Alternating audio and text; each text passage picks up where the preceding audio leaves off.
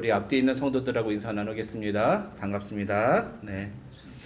오늘은 예배 많이 늦으시네요. 자, 우리 사도신경으로 신앙 고백하겠습니다. 전능하사 천지를 만드신 하나님 아버지를 내가 믿사오며 이는 성령으로 잉태하사 동정녀 마리아에게 나시고 본디오 빌라도에게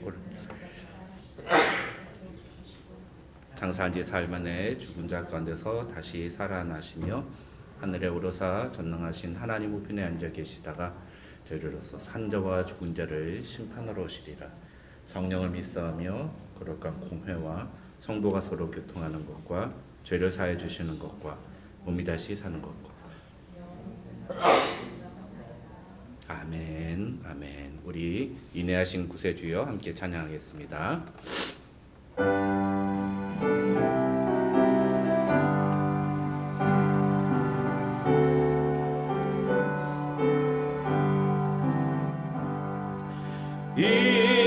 인내하신 구세주여 내가 비오니 죄인오라 하실 때에 날 부르소서. 주여 주여 내가 비오니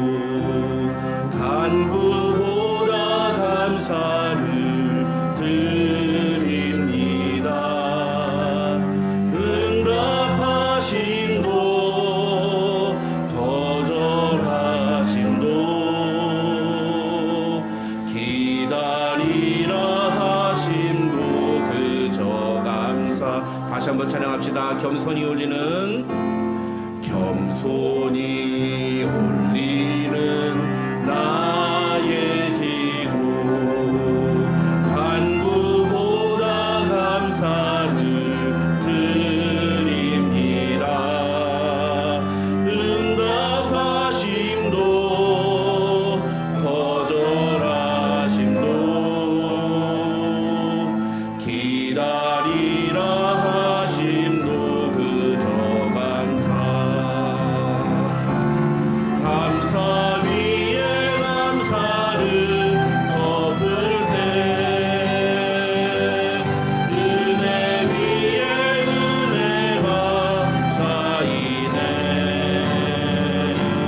모든 일에 감사 모든 순간에 그리 아니하실지라도 감사 위에 감사를 덮을 때 감사 위에 감사를 덮을 때 은혜 위에 은혜가 쌓이네. 모든 일에 감사 모든 순간에 그리 아니하실지라도 감사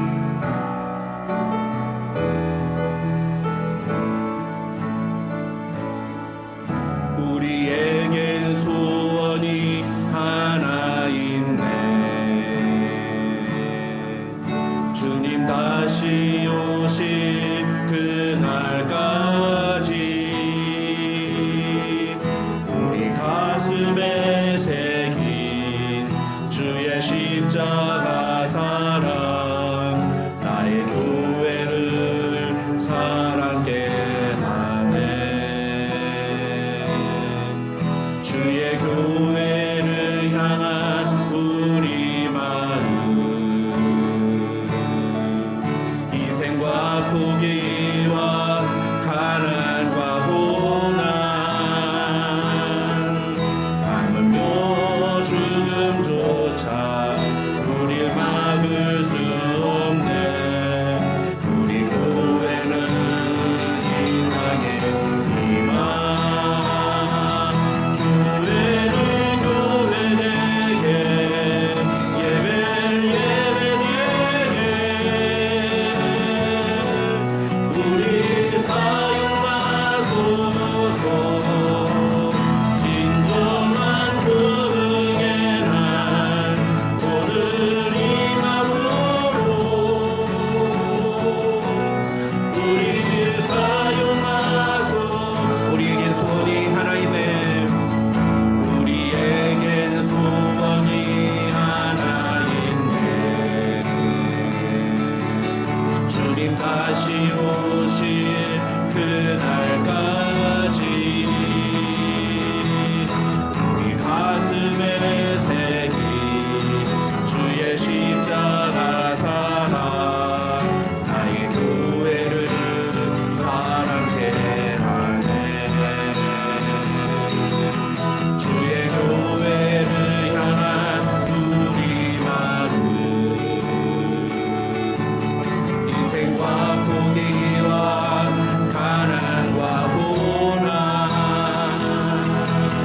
하물며 죽음조차 우릴 막을 수 없네. 우리 교회는 이 땅의 희망 교회를 교회되게 예배 예배되게 우리 사용하소서. 진정한 주의 날 오늘 이 마음으로 우리 사용하소. 교회를 교회되게 교회를 교회되게 예배를 예배되게 우리 사용하소서. 진정한 부흥의 날 오늘 이 마음으로 우리 사용하소서. 성령 안에 예배하리라. 성령 안에 예배하리라. 자유의 마음으로 사랑으로 사역하리라. 교회는 생명이니 교회를 교회되게 예배를 예배되게 우리 사용하소서. 진정한 부흥의 날 오늘 이 마음으로 우리 사용 교회를 교회되게 우리 두 손 들고 찬양합시다. 교회를 교회되게 예배를 예배되게 우리 사용하소서. 진정한 부흥의 날 오늘 이 마음으로 우리 사용하소서.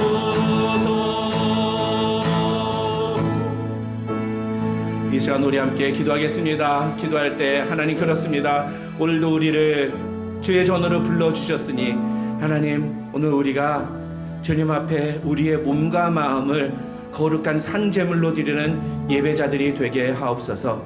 오늘 이 예배를 통해 하나님의 영광이 나타나며 하나님의 은혜를 경험하는 예배 시간 되게 하시고 하나님의 말씀 앞에 우리 모두 무릎 꿇고 항복하며 예배하는 예배자들 되게 하옵소서. 우리 그렇게 같이 함께 기도하도록 하겠습니다. 다 같이 기도합니다.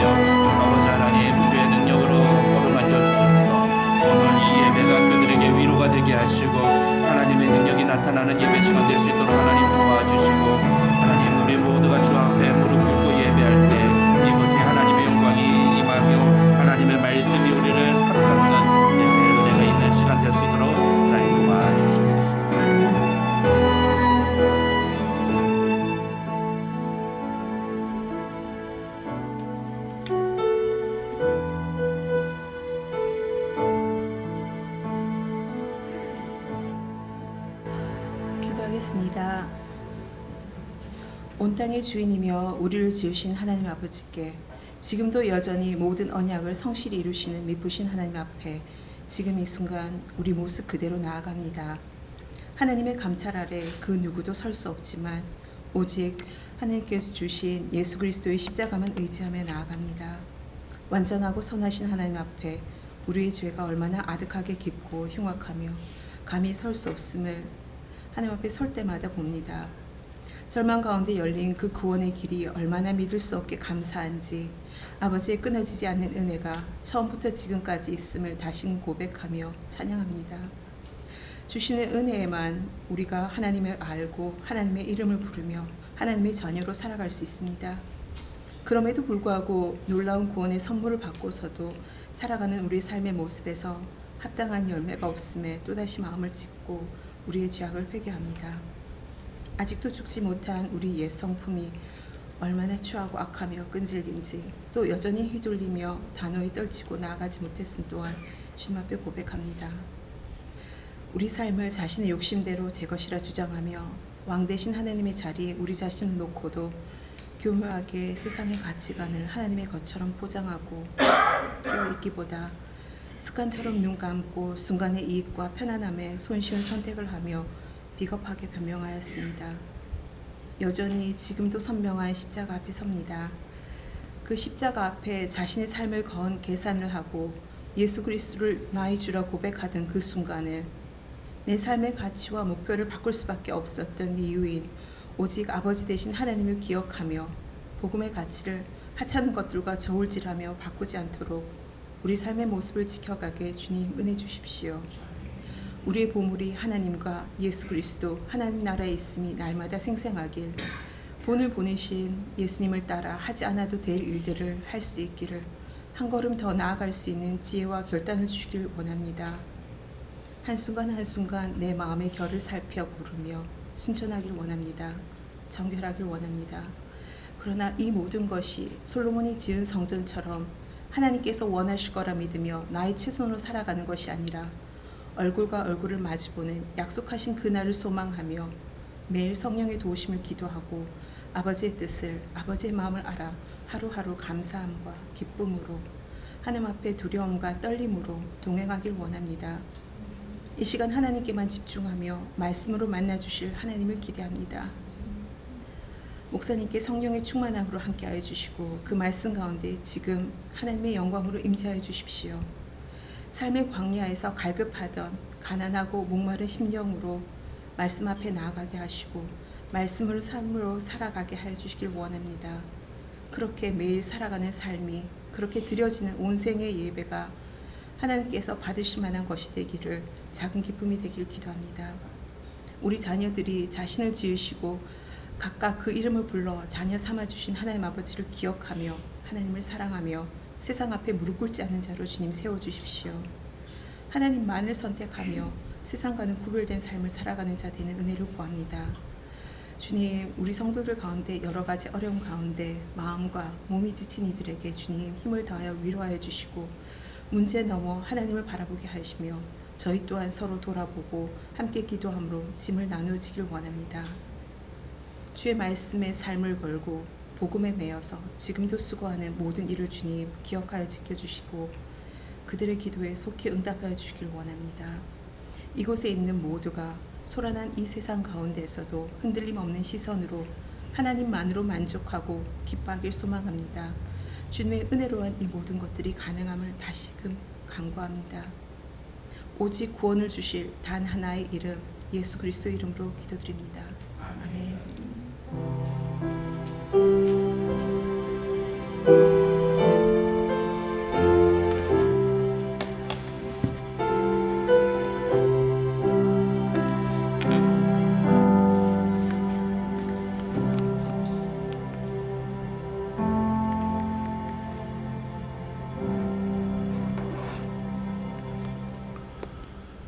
오늘 우리에게 주시는 하나님의 말씀은 열왕기상 8장 22절에서 53절입니다.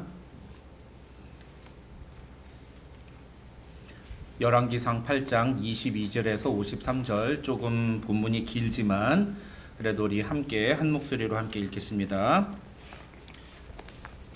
22절부터 함께 읽겠습니다. 시작.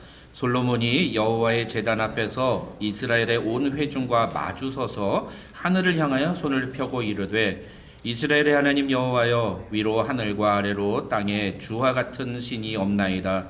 주께서는 온 마음으로 주의 앞에서 행하는 종들에게 언약을 지키시고 은혜를 베푸시나이다. 주께서 주의 종 내 아버지 다윗에게 하신 말씀을 지키사 주의 입으로 말씀하신 것을 손으로 이루심이 오늘과 같으니이다.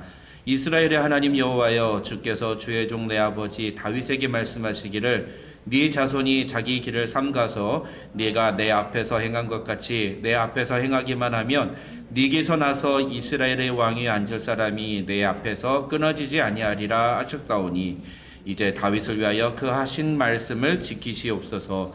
그런즉 이스라엘의 하나님이여, 원하건대 주는 주의 종 내 아버지 다윗에게 하신 말씀이 확실하게 하옵소서. 하나님이 참으로 땅에 거하시리이까? 하늘과 하늘들의 하늘이라도 주를 용납하지 못하겠거든. 하물며 내가 건축한 이 성전 이오리이까? 그러나 내 하나님 여호와여, 주의 종의 기도와 간구를 돌아보시며 이 종이 오늘 주 앞에서 부르짖음과 비는 기도를 들으시옵소서. 주께서 전에 말씀하시기를 내 이름이 거기 있으리라 하신 곳 이 성전을 향하여 주의 눈이 주야로 보시오며 주의 종이 이곳을 향하여 비는 기도를 들으시옵소서. 주의 종과 주의 백성 이스라엘이 이곳을 향하여 기도할 때에 주는 그 간구함을 들으시되 주께서 계신 곳 하늘에서 들으시고 들으시사 사하여 주옵소서. 만일 어떤 사람이 그 이웃에게 범죄함으로 맹세시킴을 받고 그가 와서 이 성전에 있는 주의 제단 앞에서 맹세하거든 주는 하늘에서 들으시고 행하시되 주의 종들을 심판하사 악한 자의 죄를 정하여 그 행위대로 그의 머리에 돌리시고 의로운 자를 의롭다 하사 그의 의로운 바대로 갚으시옵소서. 만일 주의 백성 이스라엘이 주께 범죄하여 적국 앞에 패하게 되므로 주께로 돌아와서 주의 이름을 인정하고 이 성전에서 주께 기도하며 간구하거든 주는 하늘에서 들으시고 주의 백성 이스라엘의 죄를 사하시고 그들의 조상들에게 주신 땅으로 돌아오게 하옵소서. 만일 그들이 주께 범죄함으로 말미암아 하늘이 닫히고 비가 없어서 주께 벌을 받을 때에 이곳을 향하여 기도하며 주의 이름을 찬양하고 그들의 죄에서 떠나거든 주는 하늘에서 들으시사 주의 종들과 주의 백성 이스라엘의 죄를 사하시고 그들이 마땅히 행할 선한 길을 가르쳐 주시오며 주의 백성에게 기업으로 주신 주의 땅에 비를 내리시옵소서. 만일 이 땅에 기근이나 전염병이 있거나 곡식이 시들거나 깐부기가 나거나 메뚜기나 황충이 나거나 적국이 와서 성읍을 에워싸거나 무슨 재앙이나 무슨 질병이 있든지 막론하고 한 사람이나 혹 주의 온 백성 이스라엘이 다 각각 자기의 마음에 재앙을 깨닫고 이 성전을 향하여 손을 펴고 무슨 기도나 무슨 간구를 하거든 주는 계신 곳 하늘에서 들으시고 사하시며 각 사람의 마음을 아시오니 그들의 모든 행위대로 행하사 갚으시옵소서. 주만 홀로 사람의 마음을 다 아심이니이다. 그리하시면 그들이 주께서 우리 조상들에게 주신 땅에서 사는 동안에 항상 주를 경외하리이다.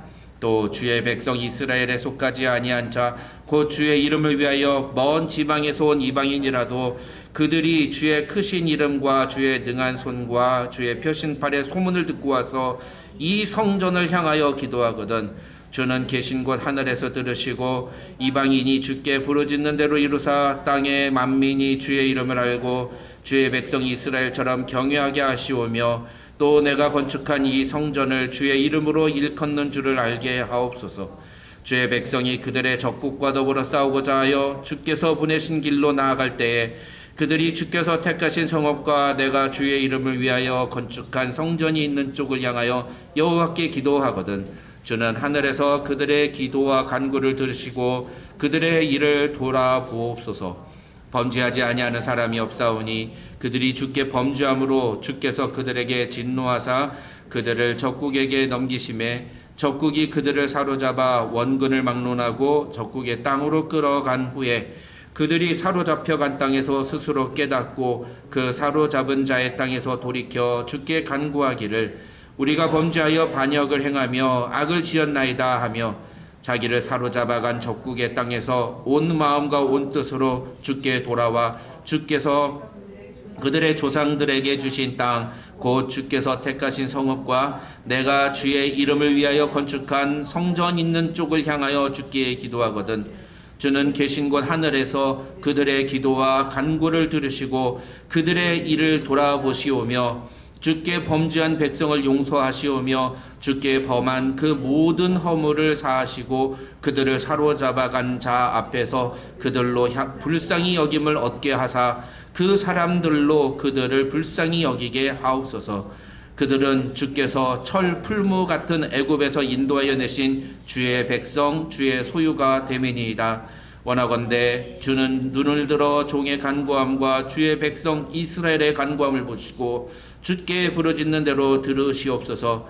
주 여호와여 주께서 우리 조상을 애굽에서 인도하여 내실 때 주의 종 모세를 통하여 말씀하신 같이 주께서 세상 만민 가운데에서 그들을 구별하여 주의 기업으로 삼으셨나이다. 아멘. 아멘.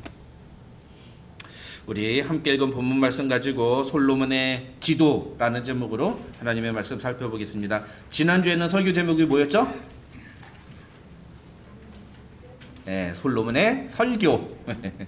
네, 그래서 이 8장 전체적인 흐름을 여러분이 기억하셔야 그래야지 이거 볼 수 있습니다. 우리 주보를 한번 볼까요? 주보 가운데 정면 보시면 열왕기상 8장의 구조에서 이 열왕기상 8장 안에 담겨 있는 예배의 5가지 요소가 들어 있습니다. 그래서 이 내용을 여러분 보시면서 살펴보시면 되겠습니다. 그러면 오늘은 뭐에 대한 겁니까? 오늘은 솔로몬이 성전을 향하여 기도했다라는 내용.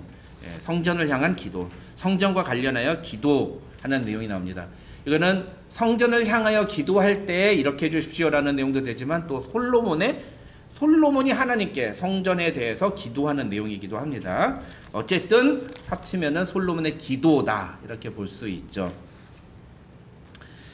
오늘 본문의 내용은요, 정확하게 말하면 이 성전 건축을 마치고 난 후에 그 다음에 우리 지난주에 살펴본 솔로몬의 그 훈시, 우리는 그걸 이제 설교라고 했는데 어쨌든 이스라엘 백성들을 향한 훈시의 말씀을 전하고 난 후에 갑자기 이제 이스라엘 백성들을 향해서 갑자기 솔로몬이 손을 들고 하나님께 기도하는 그런 내용이 기록되어 있습니다.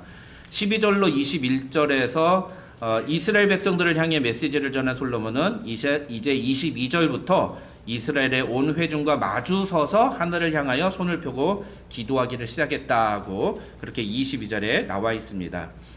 오늘 오늘 본문에 담긴 솔로몬의 기도는 크게 4가지 내용으로 요약이 가능합니다. 그 4가지 내용이 여러분 또 주보 안에 담겨 있습니다.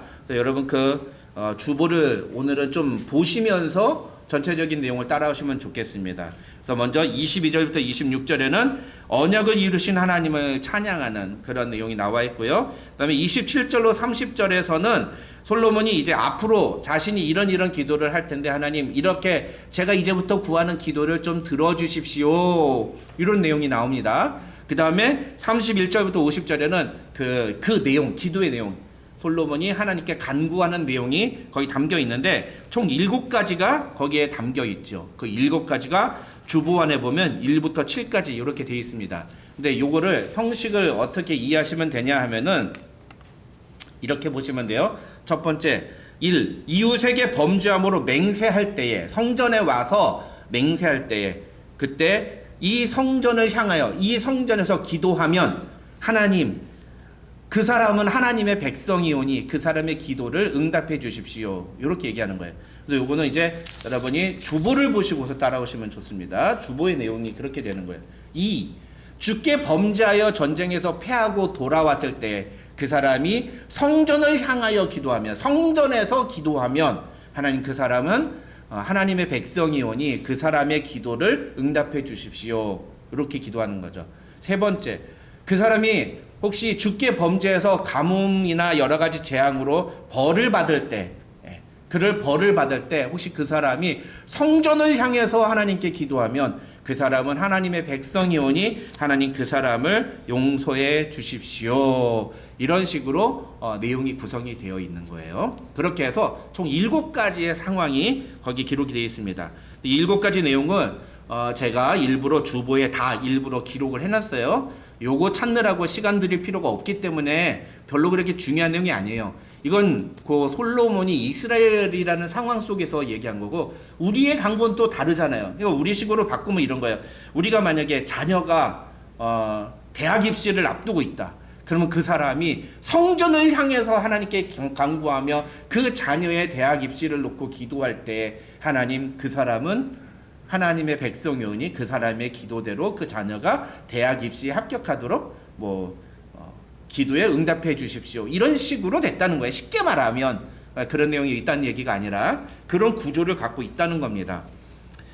그렇게 해서 51절부터 53절은 그렇게 기도에 응답해 주십시오. 왜냐하면 이 사람들은 우리는 당신의 백성이고 당신의 종이고 당신의 소유이고 당신의 기업이기 때문입니다. 이렇게 기도하는 내용이 이 22절부터 53절까지의 내용이라고 할 수 있습니다. 여러분, 그래서 이 내용을 잘 살펴보시면 되겠습니다. 이제 이런 내용으로 구성된 오늘 솔로몬의 기도는 어떻게 보면 하나님과 이스라엘 백성 사이의 언약 관계가 무엇인지, 그리고 이스라엘 민족에게 있어서 이 성전이 어떤 의미가 있고 어떤 역할을 하는지를 보여주는 굉장히 중요한 그런 본문이라고 할 수가 있습니다. 솔로몬은 예루살렘 성전이 하나님이 이스라엘 민족과 맺으신 언약을 성실하게 이행하셨음을 보여주는 증거라고 분명하게 선언합니다. 성전 그 자체가, 성전이 이렇게 건축이 된 그 자체가 하나님이 우리하고 약속하신 것을 지키신 것이다. 그 증거다. 그러니까 이 성전을 바라보고 이 성전을 붙잡고 우리가 기도하면 하나님이 우리와 맺으신 언약도 이렇게 성실하게 이루실 것이다 라고 이야기를 하고 있는 거죠. 그렇기 때문에 솔로몬은 앞으로 이스라엘 백성들이 이 성전에 속은 이 성전을 향하여 하나님께 간구하면 하나님 그의 기도를 들어주십시오 라고 기도를 하고 있는 겁니다. 그래서 우리가 이 솔로몬의 기도를 그냥 들으면 솔로몬이 굉장히 신앙심이 좋은 것 같고, 또 솔로몬의 기도의 내용들이 굉장히 뭔가 이렇게 진실한 것 같고 막 되게 정말 간절한 그런 기도를 드리는 것 같습니다. 기도를 이렇게 잘하는데 솔로몬이 신앙이 나쁠 리가 없다, 이런 생각도 하기도 해요. 그래서 예전에 제가 어떤 분을 봤는데 어떤 집사님이 앞에 나와서 기도를 유창하게 하니까 저분은 참 믿음이 좋은가 봐, 이렇게 얘기하시더라고요. 기도를 유창하게 하면 믿음이 좋대요. 그리고 또 어떤 분은요, 저는 믿음이 좀 별로 안 좋아요. 왜 그러냐 그랬더니 저는 기도를 잘 못해요. 그런 얘기를 하더라고요. 여러분, 기도를 얼마나 유창하게 잘하느냐와 믿음은 아무 상관이 없습니다. 물론 믿음이 좋으시면 기도하는 것이 막힘이 없이 정말 진실되게 하나님께 기도를 하겠습니다만, 그러나 기도를 얼마나 유창하게 하느냐는 우리의 믿음과 상관이 없어요. 그런 면에서 어떻게 보면 오늘 솔로몬의 기도가 그런 대표적인 모습을 보여주고 있다고 할 수 있는 거죠. 굉장히 장엄하고 굉장히 언변이 뛰어나고 굉장히 어떻게 보면 굉장히 기도를 정말 잘한다, 이런 생각이 들게 만드는 그런 기도문인데, 학자들은요, 신학자들은 이 솔로몬의 기도 속에는 굉장히 치명적인 솔로몬의 문제점이 고스란히 담겨 있다, 이렇게 얘기를 합니다. 그러니까 우리가 솔로몬에 대해서 너무 이렇게 부정적으로 보는 게 아니냐라는 생각이 들기도 하지만 어쩔 수가 없는 거예요. 이런 그 중간중간에 솔로몬이 나중에 우상 숭배하고 막 여자들한테 빠져 살고 그거는요, 그때 갑자기 일어난 일이 아니라는 거예요. 이때부터 계속 그게 쌓였다는 거예요. 그런 징조들이 보인다는 겁니다. 그게 이제 구약 학자들이 보여주는 거예요. 신앙은 절대로 어느 순간 일어나지 않아요. 오랜 기간 동안 깊이 있게 성장하는 과정이에요. 그게 좋은 쪽으로 성장해야 되는데 나쁜 쪽으로 성장을 한 거죠. 솔로몬 같은 경우에는. 그러면 이 솔로몬의 기도 속에서 발견되는 솔로몬의 문제점은 뭐냐? 한 4가지가 나옵니다. 여러분 거기다가 주보에다가 한번 이렇게 적어보시면 좋겠어요. 제가 일부러 거기다 표시는 안 했는데, 첫 번째는 뭐냐면 지극한 교만의 모습이 나옵니다. 솔로몬의 기도의 첫 번째 문제점은요, 굉장한 교만이 그 안에 담겨 있다는 거죠. 예. 솔로몬의 기도는 전체적으로 굉장히 하나님을 높이는 것 같고 하나님께 간절한 마음으로 기도하는 것 같지만 사실은요, 첫 문장에서부터 그냥 틀린 기도예요. 왠지 아세요? 여러분 22절 보십시오. 22절 보시면 이렇게 나옵니다. 솔로몬이 여호와의 제단 앞에서 이스라엘의 온 회중과 마주서서 하늘을 향하여 손을 펴고 기도했다라고 되어 있어요. 뭐가 문제일까요? 그렇습니다. 방향이에요. 방향. 그걸 여러분이 딱 캐치해내시네요. 좀 대단한 거예요. 이제는 여러분 그 정도로 볼 줄 아는 눈이 있다는 겁니다. 기도는 누구한테 하는 거예요? 하나님께 하는 거죠. 근데 지금 어떻게 하고 있다고요? 마주보고, 누구를 마주보고? 회중을 마주보고 기도를 하고 있다라는 거죠. 그 뒤에 보면 하늘을 향하여 손을 펴고 기도했다. 그러니까 완전히 이런 자세로 기도하고 있는 거예요. 굉장히 뭔가 거룩하고 뭔가 장엄하고 굉장히 신앙심이 높은 것처럼 보이기는 하는데 그렇지 않다는 거죠. 22절의 이 모습, 특별히 여기서 온 회중과 마주서서 라고 이 열왕기서의 저자가 기록을 해놓은 것은 솔로몬의 기도가 굉장히 심각한 문제가 있다는 것을 보여주는 힌트다, 이렇게 학자들은 설명을 합니다. 무슨 얘기입니까? 솔로몬은요, 하나님을 향하지 않고 회중하고 기도하고 있다는 거예요. 회중하고 기도한다. 그러면 하나님께는 뭘 보이고 있는 거예요? 등을 보이는 거예요. 등을. 하나님께는. 그렇죠? 물론 하나님께 등을 보이는 건 아니에요. 근데 지금 온 회중을 마주서서 기도하고 있다라는 표현 속에 담겨있는 하나의 숨은 힌트는 뭐냐면 이 솔로몬이 하나님을 향해서는 등을 지고 있다라는 것을 보여주고 있다. 이렇게 학자들은 설명을 합니다. 성경은 우리에게 어떻게 기도하라고 하죠? 하나님을 향해? 하나님 앞에서, 하나님을 향하여, 그렇죠? 그리고 하나님께 무릎을 꿇거나 그렇게 기도하라고 되어 있죠. 근데 이게 유대교가 시간이 지나면서 변질돼서 성전, 많은 사람들이 있는 어귀에서 서서 기도하는 식으로 바뀌게 됩니다. 근데 예수님이 뭐라고 하세요? 그런 기도를 외식하는 기도를 했죠. 그럼 어떻게 하라고 그래요? 골방에 들어가서 기도하라, 차라리. 그렇게 말씀하시잖아요. 그렇죠? 그러니까 성경 그 어디에도 하나님을 향해 등을 보이면서 기도하라는 내용은 나오지 않아요.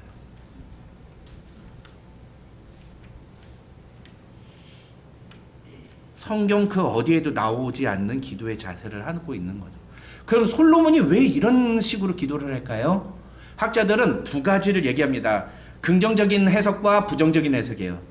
긍정적인 해석은 뭐냐면 솔로몬이 여기서 지금 이 기도하고 있는 것은 제사장적인 왕의 역할을 감당하고 있는 거다. 이렇게 왕 같은 제사장, 우리 그때 얘기했었죠. 지금 이 시점에서 솔로몬은 자신이 왕 같은 제사장으로서 이스라엘 백성들 앞에서 하나님과 중보자적인 역할을 하면서 기도하고 있다, 이렇게 얘기를 하고 있는 겁니다. 쉽게 말하면 솔로몬 자신이 하나님과 이스라엘 백성들 사이에 중보자다, 이런 모습으로 기도를 하고 있다라는 거예요.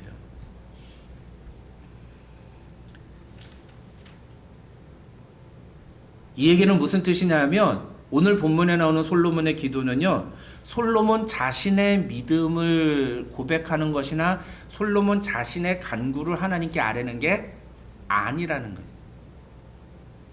요거는 백성들과 하나님 사이에서 자기가 중간자 역할을 하면서 백성들의 기도의 제목을 하나님께 아뢰는 식으로 이렇게 기도를 하고 있는 그런 모양새다라고 이해할 수 있다라는 거죠. 이게 긍정적인 해석이에요. 부정적인 해석은 뭐냐면은요, 이 기도는 하나님께 드리는 기도가 아니라는 거예요. 백성들과 마주 서서 기도하는데 이건 분명히 그 문장은 하나님께 간구하는 것처럼 되어 있지만 사실은 누구 들으라고 하는 기도? 백성들 들으라고 하는 기도다라는 거예요. 왜 어떻게 그게 가능한가는 이따가 좀 이따 나옵니다. 중요한 건 학자들이 이렇게 해석을 하면서 솔로몬이 백성들과 이스라엘 백성들과 마주서서 기도하는, 근데 솔로몬이 자신을 왕 같은 제사장으로서 하나님과 이스라엘 백성들 사이의 중보자 역할로서 기도를 하는 것이나 아니면은 백성들 보고 들으라고 기도를 하는 것이나 어떤 걸 선택하더라도 그건 잘못된 기도예요. 이게 문제점이 보이는 거죠. 굉장히 지극히 교만한 태도인 겁니다. 이 교만한 태도가, 이것이 교만하다는 것을 알 수 있는 힌트가 그 다음 두 번째에 나와요. 그 두 번째 힌트는 뭐냐면, 이 솔로몬이 기도를 하면서 계속해서 반복해서 4번이나 반복해서 사용하는 표현이 있어요. 그 표현이 뭐냐면은 내가 건축한 이 성전이라는 표현이에요. 내가 건축한 이 성전. 그래서 27절에 내가 건축한 이 성전이오리까, 43절 또 내가 건축한 이 성전을 주의 이름으로 일컫는 줄을 알게 하옵소서. 44절 그들이 내가 주의 이름을 위하여 건축한 성전이 있는 쪽을 향하여 여호와께 기도하거든. 48절 내가 주의 이름을 위하여 건축한 성전 있는 쪽을 향하여 주께 기도하거든. 내가 건축한 성전, 내가 건축한 성전이라는 표현을 계속하죠. 근데 우리가 앞에서 사실은 솔로몬이 처음에 이거 건축할 때 이 성전 건축은 하나님이 하신 것이다라고 얘기했다고 했죠. 그렇죠? 네. 그런데 성전을 다 짓고 났는데 그가 기도하는 속에 이런 표현이 은연중에 나오는 거예요. 이게 뭘까요? 이게 뭘까요? 솔로몬은 겉으로는 이 성전은 하나님이 지으셨다고 분명히 얘기를 했어요. 안 한 게 아니에요. 했어요. 근데 마음속에 은연중에 야, 이거 내가 아니면 누가 지어? 나니까 했지. 이런 생각이 있었다는 거예요. 내가 했다. 이 성전을 자신이 지었다는 것에 자랑하며 만족하는 그런 마음이 가득했다. 우리는 그걸 뭐라고 그러죠? 공로주의라고 그래요. 공로주의. 내가 이렇게 하나님을 위해서, 내가 주의 이름을 위하여 이렇게 했다. 그래서 오늘 본문에 나오는 기도의 내용들도 사실은 학자들은 어떻게 비판하냐 하면은 오늘 솔로몬이 이렇게 기도하는 것과 마찬가지인 거예요. 내가 하나님을 위하여 이런 큰 성전을 지었으니 하나님도 이제부터 내가 요구하는 것을 들어주십시오. 이렇게 거래를 하는 것과 같은 그런 형식을 취하고 있다는 거예요.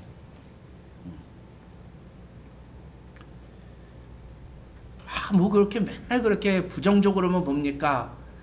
그렇게 그냥 일반 성도들은 보지 못하는 것을 보는 것이 신학자들의 숙제입니다. 신학자들은 그 사람들의 종교심에 숨어 있는 그 미묘한 인간의 욕망을 찾아내고 그걸 분석해서 그걸 드러내는 것이 하나의 숙제예요. 그래서 신학자들이 솔로몬을 연구하다가 보니까 솔로몬 안에 있는 이런 공로주의적인 자세, 마음이 있다는 것을 발견을 하는 거죠. 여러분, 공로주의는 분명한 교만에서 비롯된 태도입니다. 자기가 무언가를 했다라고 하는 태도인 거죠.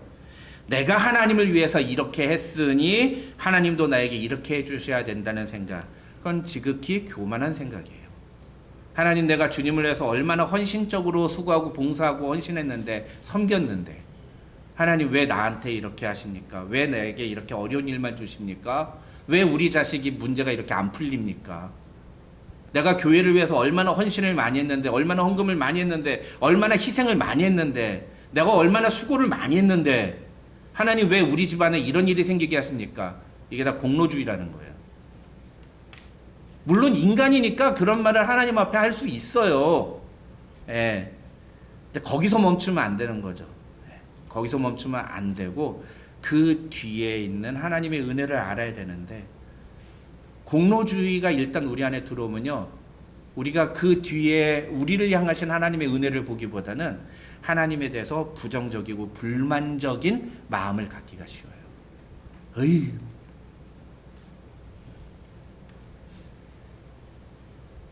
하나님이 진짜 있는 거 맞아? 이런 생각이 든다는 거죠. 우리 안에 불만과 불평과 원망과 분노를 일어나게 만드는 원인이 뭐냐? 그 중에 하나가 바로 우리가 갖고 있는 공로주의적인 태도에서 비롯된다는 겁니다. 교만은 하나님께서 제일 싫어하시는 태도예요. 그렇죠? 그래서 베드로전서 5장 5절에서 뭐라고 했어요? 하나님은 교만한 자를 대적하시되 겸손한 자들에게는 은혜를 주신다. 그러면 우리가 내가 교회를 위해서, 내가 하나님을 위해서 무언가를 얼마나 대단하게 많이 했는지를 드러내면 그 뭘 얘기하는 거예요? 하나님과 대적하는 거예요. 하나님하고 원수가 되겠다는 거예요. 그런 행동, 그런 말을 하는 게. 근데 우리가 그걸 알아요, 몰라요? 인간은 어리석어서 자기가 무슨 말을 하는지를 잘 몰라요. 그리고 막 말을 해요. 왜? 당장은 그렇게 말을 하는 게 속 시원하니까. 네. 그러다 나중에 하나님한테 뒤지게 깨지고 나면은 내가 잘못했구나. 그걸 깨닫는 사람은 축복된 사람인데, 참 안타깝게도 이 공로주의나 교만이라는 병에 걸리고 나면 사실은 참 깨닫기가 쉽지가 않다라는 치명적인 약점이죠. 여러분, 우리는 이런 공로주의적인 태도를 버려야 됩니다. 우리는요, 신앙을 어떤 마음을 가지고 있어야 되냐면 그건 전적으로 모든 것이 하나님의 은혜다. 그래서 오늘 우리가 찬양 불렀습니다만 간구보다 감사를 드립니다. 겸손히 올리는 나의 기도. 간구보다 감사를 주께 올리겠습니다. 왜? 내가 뭔가 필요한 거, 하나님, 내가 하나님을 위해서 이렇게 했는데 내가 이렇게 했으니까 하나님 나한테 이것 좀 해주십시오가 아니라 이미 하나님이 나에게 해주신 것이 너무나 많기 때문에 하나님, 내가 주님께 내게 지금 이런 필요한 것들이 있기는 하지만 그럼에도 불구하고 먼저 하나님께 감사를 드리기 원합니다. 라고 기도를 해야 된다는 거예요. 그런 걸 가르쳐서 뭐라고 하냐, 우리는 은혜라고 그래요. 은혜. 그리스도 중심적인 신앙이다, 그렇게 얘기합니다. 은혜를 아는 신앙이다, 그렇게 얘기를 해요. 요한일서 4장 19절에서 사도 요한은 이렇게 합니다. 우리가 하나님을 사랑하는 것은 하나님이 먼저 우리를 사랑하셨기 때문이다라는 거예요. 여러분, 우리가 하나님을 정말 열심히 사랑하고 하나님께 열심히 헌신하고 봉사할 수 있는 것은 내가 결단하기 때문이 아니라 하나님이 나를 사랑하셨다는 사실을 알기 때문인 줄 믿으시기 바랍니다. 하나님이 나를 사랑하지 않으셨으면 내가 주님을 위해서 그런 사랑과 헌신과 봉사도 할 수가 없어요. 그런데 어리석은 인간은 내가 무언가를 한 거를 그걸 마치 자기가 한 것으로 착각을 한단 말이에요. 우리의 신앙은 하나님을 향한, 하나님이 우리를 향해 베푸신 하나님의 사랑과 은혜의 기초에 있어야 됩니다. 우리의 모든 신앙의 출발은 하나님이 나를 위해 얼마나 위대한 일을 행하셨는지 그것을 깨닫고 그것을 고백하는 것에서부터 시작이 돼요. 그러면 하나님이 나를 위해 하신 일이 무엇입니까? 그 첫 번째 출발이 뭐예요? 예, 십자가 사건이에요. 예수님을 보내셔서 자신의 외아들을 십자가에 달려 죽게 하신 사건입니다. 그래서 예수께서 나를 위해 죽으셨다는 사실을 깨닫고 그걸 믿음으로 고백하는 것은 우리 기독교 신앙의 너무너무 중요한 문제예요. 이걸 알지 못하는 사람은 사실은 예수 믿는 사람이라고 말할 수가 없어요. 예수께서 나를 위해서, 나의 죄를 위해서 죽으셨다는 사실을 정말 그거를 듣고서도 감격하지 못한다. 그게 내게 정말 감사로 다가오지 않는다. 그게 나하고 무슨 상관이냐? 그런 사람은 예수 믿는 사람이라고 말할 수 없어요.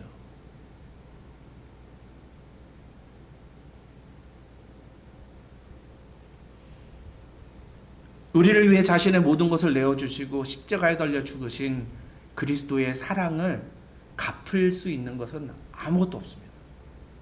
내가 아무리 많은 것을 주 앞에 드려도, 내가 아무리 많은 희생을 드려도, 내가 아무리 대단한 일을 하나님을 위해서 해도, 솔로몬처럼 어마어마한 성전을 지어도, 제가 전에도 말씀드렸지만 불교에 다니는 사람 중에 최고봉은 뭐예요? 절 지은 사람. 절 지은 사람들. 그 사람, 절 지은 사람 앞에서는 불교 신자들은 끔뻑 죽어요. 어우, 우리 시주님, 이야, 우리 이 시주님이 얼마나 대단하신 분이 아세요? 절을 몇 개나 지으셨어요.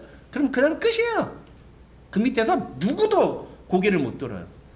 근데 우리 기독교는 아니란 말이에요. 여러분이, 우리가 아무리 많은 돈을 갖고 있어서 교회를 몇 개를 지어도 그거는 하나님 앞에서 아무런 자랑거리가 못 돼요.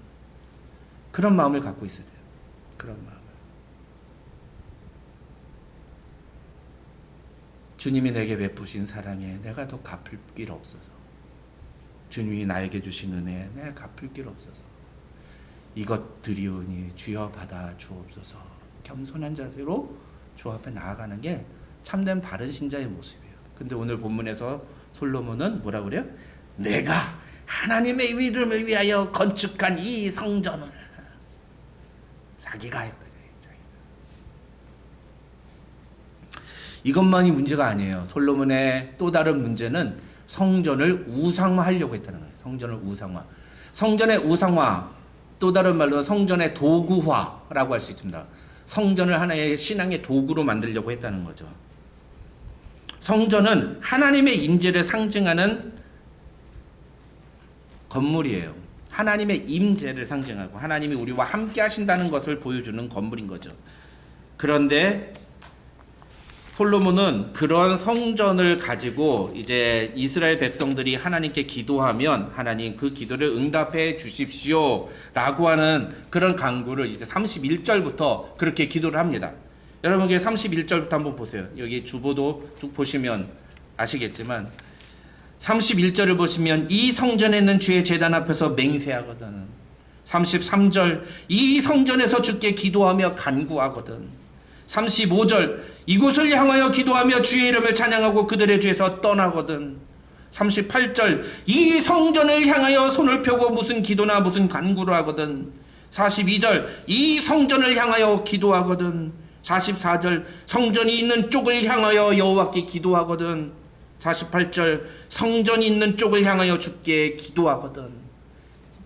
핵심은 뭐예요? 성전에서 기도하든지 아니면 성전을 향하여 기도하든지 라는 거예요. 여러분, 어떤 사람들이 기도할 때 어떤 특정한 방향을 향해서 기도하는 거 지금 있습니까? 없습니까? 있죠. 어디요? 이슬람교. 어디다 기도해요? 메카를 향해서 기도하잖아요. 그래서 카타르 항공이나 두바이 항공, 아랍에미레이트 항공 이런 항공사 비행기를 타잖아요. 비행기 안에 기도실이 있고 그 기도실 안에 자석이 있어가지고 메카를 향하는 그 방향이 어딘지를 가르쳐주는 자석이 있다고 그래요. 비행기 안에서도 기도 시간에 기도하라고. 그거랑 똑같은 거예요. 예루살렘 성전을 향하여 기도하라네. 예루살렘 성전을 향하여. 물론 여기에 대해서도 긍정적으로 해석하는 학자들이 있습니다. 가장 중요한 것은 솔로몬이 이런 표현을 사용한 것은 성전은 하나님의 임재를 상징한다는 것을 보여주는 것이라는 거죠. 그러나 문제는 이러한 강조, 이러한 표현으로 말미암아 일어난 결과예요. 아웃풋. 그런 걸 강조했을 때 사람들이 그걸 어떻게 받아들였느냐라는 거죠. 결론적으로 보면 이러한 기도는 사람들로 하여금 성전에 임하시는 하나님이 아니라 성전 그 자체에 우리의 기도가 응답되는 어떤 능력이 있다는 믿음을 가져다 주게 되었다는 거예요.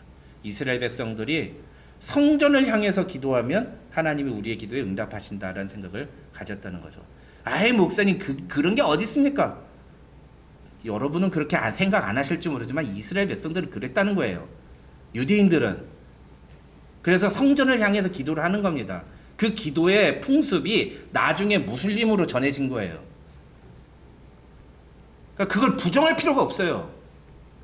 내가 안 그렇다고 그렇게 부정할 필요가 없어요. 그 유대인들이 그랬단 말이죠. 심지어는 이게 얼마나 심각한 문제인지를 나중에 에레미야 선지자가 지적을 합니다. 여러분, 에레미야 7장 4절 다 같이 읽겠습니다. 시작. 너희는 이것이 여호와의 성전이라 여호와의 성전이라 여호와의 성전이라 하는 뭘 믿지 말라고요? 거짓말을 믿지 말라. 이거 뭐 갖고 얘기하는 거겠어요? 예루살렘 성전 가지고 얘기하는 거예요.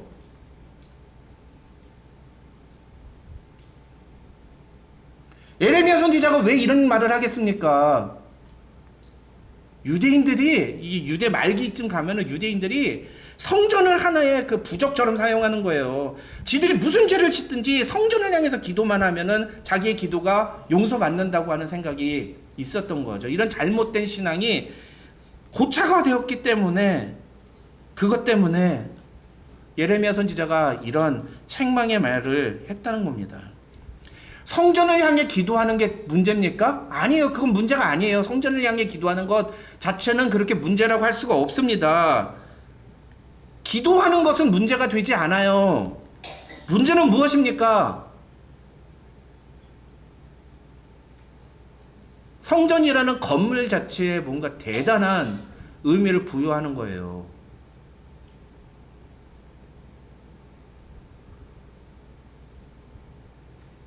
옛날에 우리 그 신앙의 선배님들도 이 예배당을 성전이라고 그러면서 막 여기에 대단한 막 의미를 부여해가지고 여기는 막 건우 같은 애들은 올라오지도 못해. 저런 세례도 받지 못한 아 유아 세례 받았나? 아, 입교를 안 했어. 그래서 막 어린 아이가 막 아장아장 걸다가 부흥회 때 이렇게 올라오면 막 부모 막 깜짝 놀라가지고 막 하나님 이렇게 큰 벌이라도 받는 양 막 와가지고 얘 데려가고 막 그랬어. 우리 예천이 안 올라왔나 몰라? 어? 예배당이 안 올라왔나? 네. 와, 성전 아니라는 거예요. 그게 아니라는 거예요. 성전을 향해 기도하면 응답받고 성전이 아닌 곳을 다른 곳을 향해 기도하면 응답받지 못합니까? 그런 게 어디 있습니까? 그런 게. 그렇죠? 근데 유대인들이 그렇게 생각했다는 거예요. 나중에 그렇게 생각을 했다는 겁니다.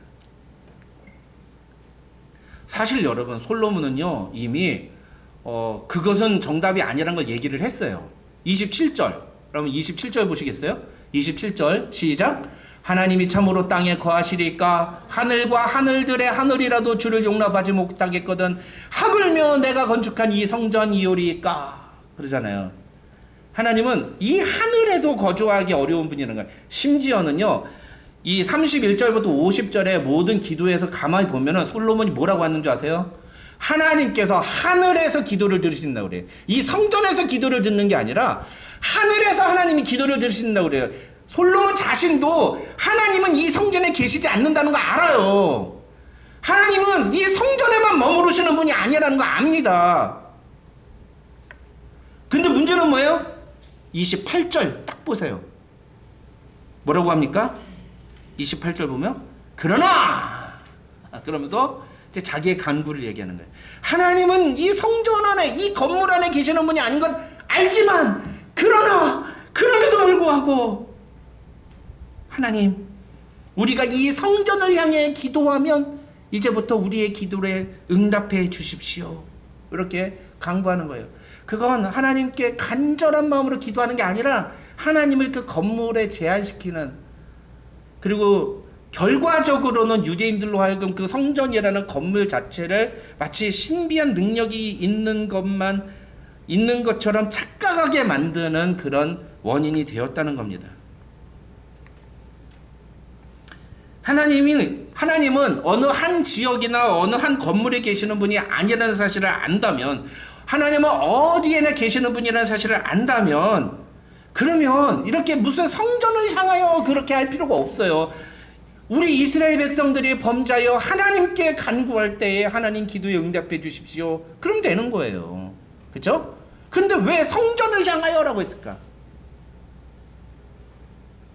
이 성전을 자기가 지은 하나님의 이름을 위해서 자기가 지은 이 성전을 대단한 무언가로 높이려는 그런 의도가 있었다는 거죠. 그게 성전의 우상화의 증거라는 거예요. 여러분 우리가 기도를 할 때 우리 기독교의 상징은 뭡니까? 십자가죠, 십자가. 예, 십자가입니다. 근데 여러분 기도할 때 십자가 붙들고 기도하십니까? 오늘도 우리 그 배진희 집사님 기도하실 때 십자가 앞에 나아가 주님 기도할 때 그렇게 기도하셨어요. 그렇죠? 예, 십자가 앞에 나아가 기도할 때 얼마나 감사한지 몰라요. 정확하게 기도해 주셔서. 우리는 십자가 앞에 나아가 기도해야 됩니다. 근데 왜 그럴까요? 그 십자가는 우리를 사랑하신 하나님의 사랑과 은혜를 상징하는 것이기 때문에. 그러면 그 십자가를 바라볼 때 우리는 그 십자가 자체에 능력이 있다고 얘기합니까? 아니죠. 그 십자가를 대표로 우리에게 보여주신 하나님의 사랑, 예수 그리스도의 죽으심, 은혜, 그걸 바라보는 거잖아요. 그래서 우리 개혁주의 교회에서는 예배당 건물에 십자가 안 걸어놓는 거예요. 혹여라도 건물 그 상징에 너무 사람들이 매몰될까 봐. 혹여라도. 그런데 많은 사람들이 십자가에 대해서 그런 생각을 갖지 못하고 십자가 자체에 함몰되니까 어떤 일들이 벌어졌습니까? 옛날에 드라큘라 귀신 나타나면 뭐예요? 십자가를 들이대. 그러면 막 귀신 막 하면서 막 이렇게 두려워 떨죠. 나중에 프란시스코 코폴라 감독인가가 드라큘라라는 영화 만들었는데 거기서는요 십자가를 들이대니까 웃어요. 그 드라큘라가. 그리고 그 십자가에다가 자기가 혀를 하면서 하는 그런 장면을 내보냅니다. 이게 무슨 능력이 있냐는 거예요. 이게 나무 쪼가리가.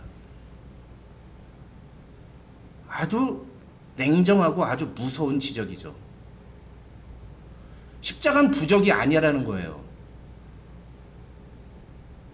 그런데 많은 사람들이 그 십자가를 부적처럼 사용해요, 오늘날. 그래가지고 십자가 목걸이를 사고 십자가 귀걸이를 달고 다니면서 십자가를 몸에다 지니고 다니면 내게 복이 오고 뭐 귀신이 떠나가고 뭐 이런 식의 얘기를 한단 말이죠. 뭐 본인들이 그렇게 하는 거면 어떻게 하겠습니까만 우리는 어떻게 봐야 되느냐는 우리는 그런 거예요. 우리는 어떻게 봐야 되죠? 그렇다고 여러분 십자가 뭐 목걸이를 하는 사람이 잘못됐다 그런 게 아니에요. 그런 걸 말씀드리는 게 아닙니다. 십자가 목걸이 하는 거 뭐 본인이 원하시면 할 수 있어요. 십자가 귀걸이도 본인이 하고 싶으면 하는 거죠. 그게 뭐 그렇게 나쁜 건 아니에요. 다만 예수님 당시 때 사람으로 이해를 하면 십자가를 이렇게 귀걸이에 달고 다니는 거는 지금의 교수대를 여기다 달고 다니는 거나 똑같은 거나 같은 의미예요. 문화, 시간에 따라서 그 의미가 달라지는 거죠. 중요한 건 뭡니까? 그런 상징, 그런 도구가 절대화되면 안 된다는 거예요. 절대화되면 안 된다. 근데 인간은 너무 약해서 그리고 굉장히 거의 대부분의 인간은 다 자기중심적이에요. 내가 생각하는 대로 신앙생활을 합니다. 제가 여러분에게 아무리 이렇게 설교를 하고 막 성경 공부 시간에 막 말씀을 드려도 본인이 아니다 싶으면 절대로 안 움직입니다. 네, 알아요. 예.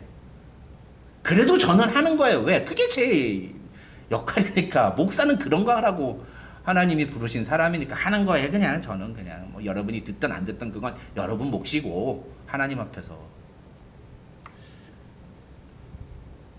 바른 걸 얘기해야죠. 근데 솔로몬은 성전을 너무 지나치게 강조하면서 그걸 우상화시켜버리는 그런 결과를 만들어냈다는 거죠. 마지막 네 번째 문제는 뭐냐면 종교적 위선이에요. 어떤 면에서 이 네 번째 문제는 솔로몬의 앞에 세 가지보다 더 심각한 문제예요. 뭐냐? 솔로몬이 지금 오늘 본문에서 뭘 기도해요? 특히 31절부터 50절에서 뭘 얘기합니까? 하나님, 이스라엘 백성들이 범죄해서 하나님께 범죄하거나 다른 사람에게 범죄해서 성전에 와서 혹은 성전을 향하여 하나님께 기도하고 회개하면 그 기도를 들어주시고 죄를 용서해 주십시오. 이런 내용의 기도를 하는 거예요. 쉽게 말하면. 예. 그러니까 회개하면 성전을 향하여 회개의 기도를 드리면 하나님 그 사람을 불쌍히 여기시고 그 회개를 받아주십시오. 이런 기도를 하는 겁니다. 그렇죠? 예. 그런데 솔로몬은 한 번도 그런 기도를 안 해요. 정작 솔로몬 자신은 그런 기도를 안 한다고요. 놀랍죠? 제가 설마 그럴까 그러서는 정말 무수히 좌절을 찾았어요. 솔로몬이 정말 회개의 기도를 안 했을까? 근데 아직까지는 제가 못 발견했어요. 그래서 저는 아직까지는 솔로몬이 회개했다는 증거를 찾을 수가 없어요.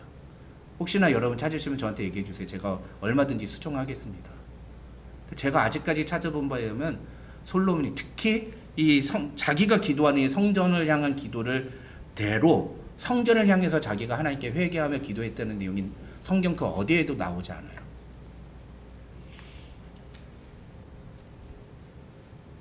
솔로몬은 자기가 얘기했던 그 7가지 상황 중에 어느 것도 경험한 적이 없습니다.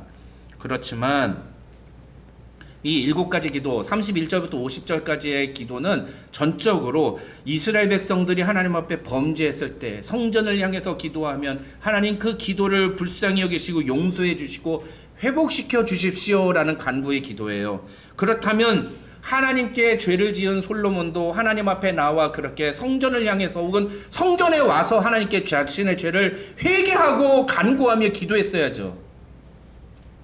근데 그런 기도를 전혀 한 적이 없다는. 그럼 솔로몬이 무슨 죄를 지었을까요?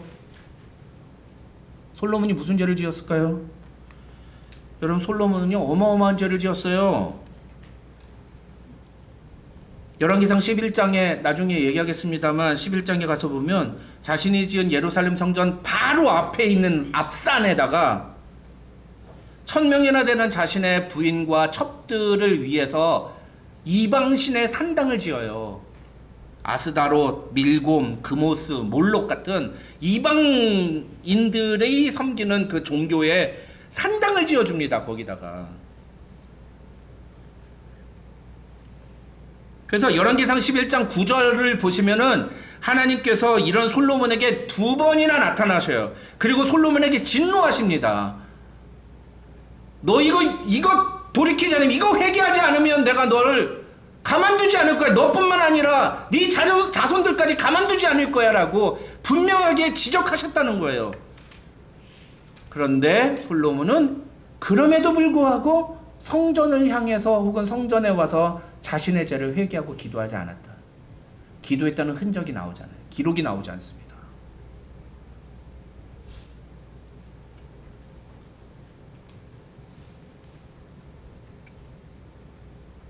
그래서 신학자들은 오늘 본문의 솔로몬의 기도를 그의 종교적인 위선을 보여주는 장면이라고 주장해요. 굉장히 이렇게 하나님 앞에 간절한 기도를 하는 것처럼 보이지만 이건 사실은 겉으로 드러난 사람에게 보이기 위한 기도다. 그의 기도는 철저히 다른 사람들에게만 적용되는 기도였다라는 거죠. 오늘 말씀을 정리해 보겠습니다. 오늘 본문에 나오는 솔로몬의 기도는 겉으로 보기에는 성전 건축을 축복하며 하나님께 간구하는 기도 형식을 취하고 있습니다. 그러나 자세히 따지고 들어가면 그의 기도는 하나님께 등을 돌리고 하는 기도였습니다. 그의 기도는 자신의 공로를 드러내면서 하나님과 거래하는 기도였고, 하나님께 집중하기보다 자신이 지은 성전에 사람들이 집중하도록 하는 기도였어요. 무엇보다 그의 기도는 철저히 다른 사람들에게만 적용하는 기도였고, 자기 자신은 그 기도대로 행동하지 않았습니다. 이게 솔로몬의 기도에서 나타나는 문제점들이에요. 예루살렘 성전은 분명히 하나님과 이스라엘 간의 언약의 성취를 상징하는 건물이에요. 그렇다면 이 성전을 통해 솔로몬은 이스라엘 백성들이 하나님의 은혜를 항상 기억하고 약속의 신실하신 하나님을 의지하며 살아가게 해달라고, 그럴 때 하나님 우리 이스라엘 백성들이 주 앞에 간구하는 기도에 신실하게 응답하옵소서, 그렇게 기도했어야 마땅해요. 하나님 앞에 무릎 꿇고. 그래서 제가 예전에 우리 소그룹 성경 공부 시간에 다뤘습니다만, 예배를 의미하는 영어 단어가 여러 가지가 있는데, worship이라는 단어가 있고 service라는 단어가 있는데, 또 하나의 단어가 있는 거 아세요? surrender예요. surrender.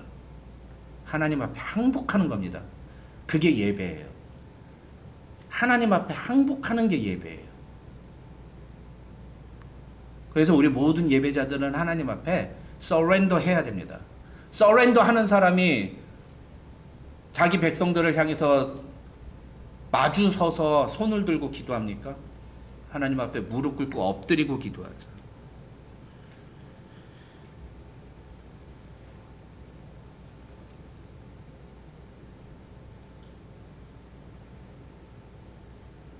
더 중요한 건 솔로몬은 자기가 기도한 대로 자기 자신이 살지 않았다는,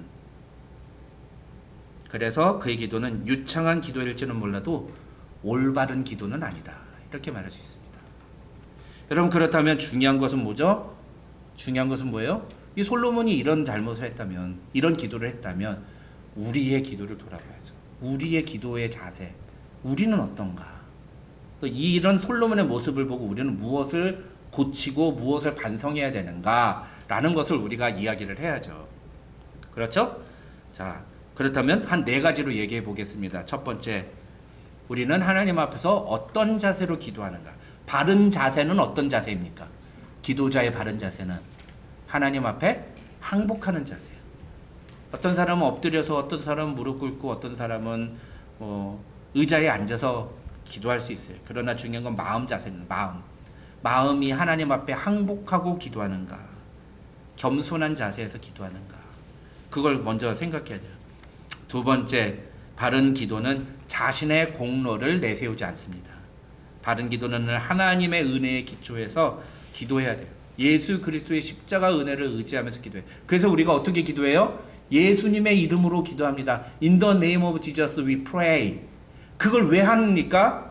예수님의 이름으로 라는 그 표현은 결국은 예수님이 우리를 위해서 자신의 몸을 십자가에 달려 죽으시고 우리를 위해 피를 흘리신 우리의 구세주다 라는 사실을 고백하는 거예요. 마태복음 1장 21절에 근거해서. 그래서 예수의 이름으로, 예수 그리스도의 이름으로 기도합니다 라고 기도하는 것은 그 십자가의 은혜를 우리가 철저히 의지하며 기도하는 것이다 라는 겁니다. 요한복음 14장 14절에서 예수님은 내 이름으로 무엇이든지 내게 구하면 내가 행하리라 라고 했어요. 주님의 이름으로 우리가 기도하면 주님이 모든 것을 응답해 주신다는 거예요. 근데 이것도 마찬가지예요. 결국 뭐예요? 그럼 우리가 무슨 기도를 할 때마다 예수님의 이름으로 기도합니다만 하면 되는 겁니까? 아니라는 거예요. 내 이름으로라는 게 무슨 뜻이냐, 그게. 그건 철저히 예수님의 주되심을 인정하고 예수님이 나의 구주라는 사실을 인정하라는 거예요. 예수님은 자기 백성을, 하나님의 백성인, 예수님의 백성인 나를 나의 죄에서 구원하기 위해 이 땅에 오신 그리스도이십니다. 그걸 믿음으로 고백하며 기도하면 내가 너의 기도에 행하리라고 말씀해 주신다는 거죠. 그것이 세 번째 기도입니다. 그래서 우리는요, 성전을 향해서 기도하는 것이 아니라 예수 그리스도를 향해서 기도해야 돼요. 예수 그리스도를 바라보면서 기도해요. 예수 그리스도를 의지하며 기도해야 됩니다. 마지막 4번째 기도는 무엇입니까? 그것은 우리가 기도한 대로 행동에 옮겨야 한다는 거예요. 기도하는 사람은 그 기도대로 살아야 됩니다. 하나님을 의지하고 하나님 나에게 은혜를 주십시오, 하나님이 해결해 주십시오 라고 간구하는 사람은 그 하나님을 철저히 신뢰하는 믿음의 고백을 하며 살아야 되는 것입니다. 기도만 한다고 되는 게 아니다. 기도한 대로 행동하는 것이 중요하다. 오늘 말씀을 통해 하나님 앞에서 바른 기도자의 자세를 가지고 주님 앞에 날마다 기도하며 나아가는 성도들이 되시기를 주님의 이름으로 축원합니다. 기도하겠습니다. 하나님 아버지, 감사합니다. 오늘도 우리에게 귀한 말씀 허락해 주신 것 감사합니다. 오늘 솔로몬의 기도를 통해서 솔로몬의 기도 속에 숨어 있는 몇 가지 문제점들을 통해 우리의 기도, 우리의 모습을 돌아봅니다. 하나님, 혹시 이 솔로몬의 모습이 나의 모습은 아닌지 오늘 말씀을 통해 나 자신을 돌아보고 하나님 앞에 바른 기도자로 돌아서는 우리 모두 되게 하여 주시옵소서. 겸손히 주님 앞에 무릎 꿇고 기도할 때 우리의 기도에 신실하게 응답하시는 하나님을 바라보며 그 하나님만 의지하며 기도할 때 우리의 기도에 응답하시는 하나님을 날마다 경험하는 성도들 되게 하여 주시옵소서. 예수님의 이름으로 기도드립니다. 아멘. 교회 소식 알려드립니다. 주보를 참조해 주시기 바랍니다. 새벽에 만나와 수요기도에 적극적으로 참여해 주시고요. 여러 가지 문제로 힘든 시간을 보내고 있는 교우 가정을 위해서 계속적으로 함께 기도해 주시기 바랍니다. 우리 9월 10일부터 12일까지 이제 얼마 남지 않았습니다. 다다음 주에 이제 시작이 됩니다. 다다음 주 수요일부터 시작이 됩니다. 수요일 저녁 7시 30분부터 가주 목양교회에서 우리 부흥에 있다는 거 여러분 꼭 기억하시고 꼭 참석해 주시기를 바랍니다. 중요한 광고 말씀드리겠습니다. 우리 지지난주에 우리 운영위원회가 모여가지고 교회 재정 상황에 대해서 함께 운영위원회 모임을 가졌습니다. 그리고 여러 가지 중요한 내용들을 의논을 했는데 그 논의 결과를 우리 재직회에 좀 보고를 해야 할 필요가 있다 해서 우리 당회의 결의를 통해서 우리 다음 주일 예배 끝나고 난 다음에 곧바로 임시 재직회를 열도록 하겠습니다. 다음 주에 있을 임시 재직회는 그 교회 재정 문제와 관련된 보고 딱 하나 안건만 다루도록 하겠습니다.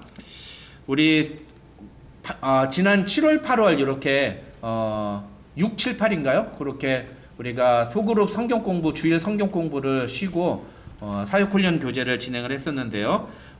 하다 보니까 아직 교제가 다 끝나지가 않았습니다. 그래서 한 2주 정도 더 필요한데 우리 9월 21일 주일부터 우리 예전에 하던 그 설교 가지고 나누는 주일 소그룹 성경 공부 다시 진행한다는 거 기억해 주시면 감사하겠습니다.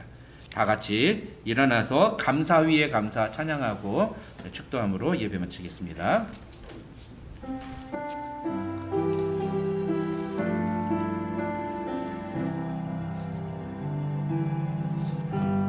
겸손히 올리는 나의 기도 간구보다 감사를 드립니다. 응답하심도 거절하심도 기다리라 하심도 그저 감사. 간절히 올리는 나의 기도 간절히 올리는 나의 기도 간구보다 감사를 드립니다. 기쁜 날에도 고통 중에도 주가 일하심을 믿으며 감사 위에 감사를 덮을 때 은혜 위에 은혜가 쌓이네. 모든 일에 감사 모든 순간에 그리 아니하실지라도 감사 위에 감사를 덮을 때 감사 위에 감사를 덮을 때 은혜 위에 은혜가 쌓이네. 모든 일에 감사 모든 순간에 그리 아니하실지라도 감사. 기도하겠습니다. 하나님 감사합니다. 오늘도 우리에게 귀한 예배 자리 허락해 주시고 아무 자격도 없고 공로도 없는 우리를 하나님의 자녀 삼아 주셔서 주 앞에 나와 예배 드릴 수 있도록 허락해 주시니 참으로 감사합니다. 하나님 하나님께서 우리에게 베푸신 그 놀라운 구원의 은혜만으로도 하나님 우리가 평생을 주님께 드려도 갚을 수 없는데 날마다 우리의 삶을 책임지시며 인도하시며 보호하시는 하나님의 은혜를 또한 겪게 하시니 하나님 참으로 감사합니다. 우리가 사는 동안 매 순간마다 그 하나님의 은혜 가운데 살아가는 하나님의 백성들 되게 하시고 순간순간마다 하나님의 은혜를 기억하며 하나님을 의지하며 하나님을 바라보며 간구하며 기도할 때 그 기도에 신실하게 응답하시는 하나님을 경험하는 우리 성도들 되게 하여 주시옵소서. 오늘도 주 앞에 나와 예배드리며 주께서 우리에게 주신 재물 중에 일부를 주님 앞에 드린 사랑하는 성도들을 주님 축복하여 주시고 이 예물을 통해 담은 하나님을 향한 우리의 마음, 우리의 사랑과 우리의 진심을 주님 기쁘게 받으시며 그 믿음의 고백대로 하나님 영광받아 주시옵소서. 지금은 우리 구주 예수 그리스도의 한이 없으신 은혜와 우리 아버지 하나님의 만극하신 사랑과 성령님의 감동, 감화, 교통, 충만하신 은혜가 너희 무리 가운데 함께 있을지어다. 아멘.